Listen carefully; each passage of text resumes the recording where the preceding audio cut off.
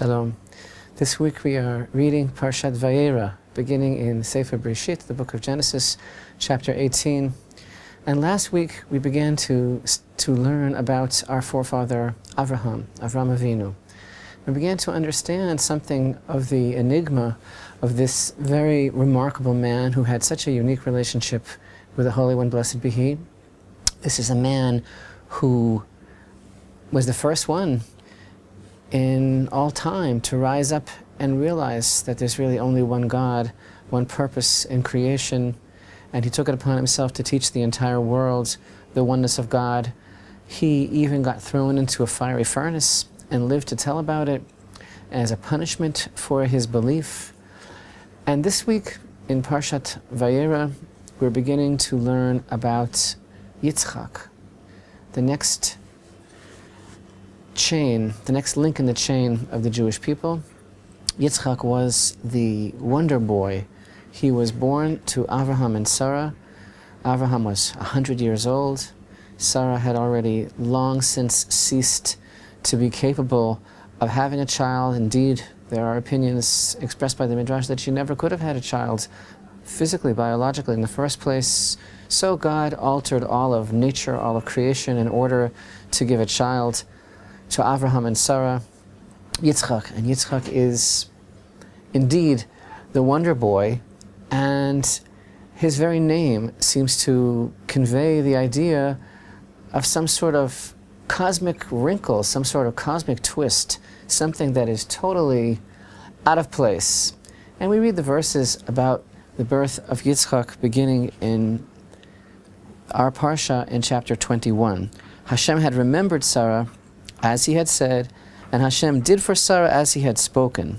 Sarah conceived and bore a son unto Avraham in his old age, at the appointed time which God had spoken. Avraham called the name of his son who was born to him, whom Sarah had borne him, Yitzchak. Avraham circumcised his son Yitzchak at the age of 8 days, as God had commanded him. And Avraham was 100 years old when his son Yitzchak was born to him. Sarah said, God has made laughter for me. Whoever hears will laugh for me. And she said, who is the one who said to Avraham, Sarah would nurse children, for I have borne a son in his old age. So this name, Yitzchak, which God had informed Avraham would be the name of his son, Yitzchak is really, it's an expression of laughter, future tense. And Sarah said, whoever hears about this will laugh for me. And I think this has a couple of levels of meaning. The first thing, as I mentioned, is maybe the utter improbability of it all, of the very existence of Yitzchak in the first place. I mean, how could this have happened? And that very question is reflected, that very essential question of Yitzchak's existence is reflected in his name. This is something that is maybe an expression of God's sense of humor. It's almost like a divine wink. There's a plan going on here. And it's just so improbable. And of course that seems to have repercussions and implications for the Jewish people, because Yitzchak is in a way out of time and out of place. Avraham and Sarah, they couldn't possibly have had children. And yet here comes Yitzchak, the father of the Jewish people, upon the scene. Not to mention the fact that this boy who couldn't have been born was later bound on the altar, and indeed, according to at least some commentaries and some traditions, he actually was consumed on the altar and came back to life. And all of this seems to imply something about the very nature of the Jewish people. So that's level number one, this utter improbability, and yet here it is, it's a reality. But yet there's another level, I think, of this laughter of Sarah. And we look at the commentary of the great and holy Rashi on this verse, on verse number 6 here, in chapter 21. What does it mean, he says? And Sarah says, whoever hears about it will laugh for me. And he explains, they will rejoice on my accounts. And Rashi cites the Midrash that mentions that on that very day that Yitzchak was born, many barren women delivered children. Many sick people were healed. He says many prayers were answered together on that day with the birth of Yitzchak, and there was an abundance of joy in the world on that day. And this, he says, citing the Midrash, is another level of understanding the joy associated with the name Yitzchak. So, according to this Midrashic understanding, it's not just a question of the whimsical laughter aspect of Yitzchak, but Yitzchak himself, there was something about him, he brought with him an abundance of joy for the whole world. It wasn't only Sarah who delivered Yitzchak, but that very day, all the barren women delivered children, all the sick people were healed, all the prayers were answered. There was an abundance of joy in the world. It came with Yitzchak. No wonder she said, whoever hears about this will laugh on my accounts. And there's so little that's said about Yitzchak in the Torah. This is part of his mystique. This is part of his whole aura of mystery. But there's one verse that's rather enigmatic and very short, right after Yitzchak is born. And then we don't hear anything more about Yitzchak until the problem immediately with Hagar and Sarah's feelings about Hagar. But we find here in chapter 21 and verse 8, find this verse. The child grew and was weaned. Abraham made a great feast on the day Isaac was weaned. That's it. Yitzchak grew and was weaned, and on the day that Yitzchak was weaned, Abraham made a great celebration, a great feast to mark the weaning of Yitzchak. And the same Rashi asks, what was so great about that feast that the verse actually testifies and tells us it was a great feast? He says that the great people of the generation, the leaders of the generation, Shem and Aver and Avimelech, they were all there at that feast. There's a very unusual midrash, though, that gives us a little bit of a background and a little bit of a flavor and a feeling of that mysterious feast and what this verse really represents. And I think that it sheds a light on this whole aura of who Yitzchak was, what this joy is all about. Where does he fit in the world? We already know he doesn't really have a place in this world. He's kind of doesn't fit in. And that's part of the laughter. We ever heard of a barren couple so advanced in age having a child? But the Midrash tells us something amazing. And you know, whenever we discuss the enigmatic homiletical teachings of our sages, we always stress the fact that the statements of the Midrash, they're not necessarily to be taken literally. And maybe they are, maybe they have literal meaning and a literal content, but they also are poetic. They have a certain license to convey a deep idea through the vehicle of some homily. And as the Rambam writes, great philosopher and codifier Maimonides tells us, don't ever get hung up in the specifics of the Midrash, because the literal meaning is not the main thing, he tells us. You have to understand the idea that's being expressed.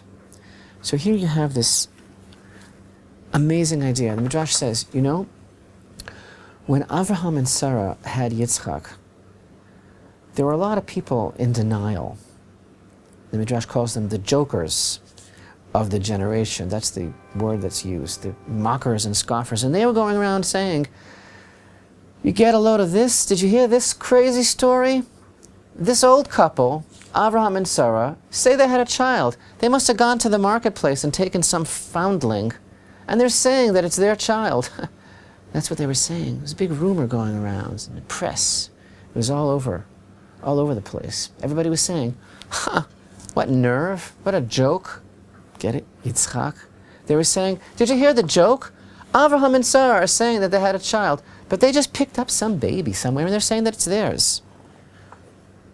So the Midrash says, at this feast that the verse is alluding to here so cryptically, everybody brought their babies with them. All the women brought their infants with them, and Sarah, the matriarch, nursed every single one of them. And then they all said, whoa, Sarah gave birth to Yitzchak. When they saw that Sarah nursed every single infant that was brought to her at that feast, they all said, this is the real thing. Abraham and Sarah gave birth to Yitzchak. Now, what is this all about? What is this story really telling us? And I'm not saying that it wasn't a literal miracle. I'm not saying that there isn't a literal side here, and that Sarah physically actually nursed all those babies. But that isn't the point at all of what the Midrash is teaching us, because nursing is the symbol of nourishment, and of spiritual nourishment, and of sustenance. Sarah sustained the whole world. Abraham and Sarah gave birth to monotheism. They gave birth to a path in this world of realizing the purpose of creation. There's only one God and nothing else matters.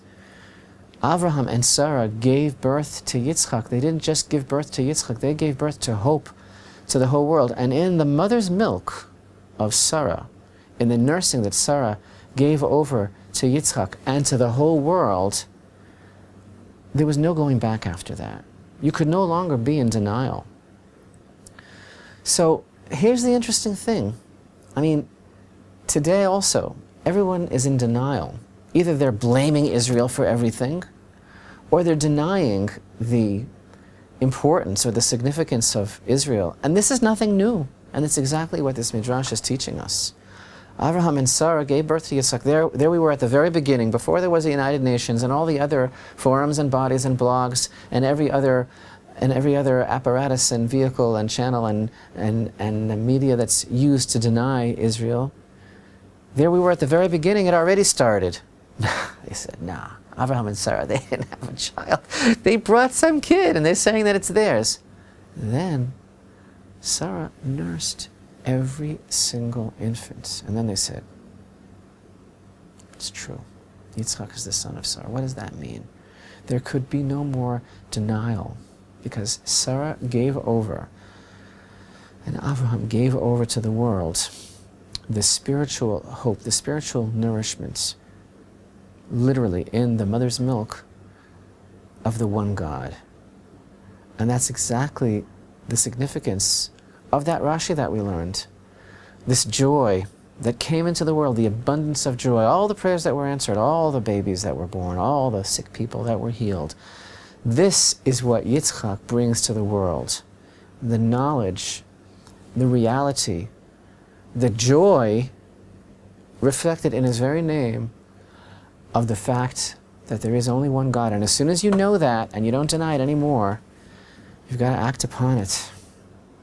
That's a life's work. And so people can try to deny it, just like they try to deny Israel today, and everything that Israel signifies and represents and everything that it means. That started a long time ago, at the very birth of Yitzchak. But the fact is, it can't really be denied, because this is exactly what Sarah gave over to all of those babies. She gave over to the whole world the spiritual nourishments of the reality of the one God.